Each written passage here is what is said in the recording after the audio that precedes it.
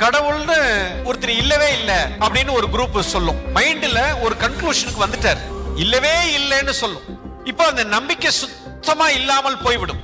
அடுத்தது, அவர் ஒருத்தர் இருக்காரு, நான் ஒருத்தன் இருக்கேன். இது இரண்டாவது நிலை, கொஞ்சம் உயர்ந்த நிலை.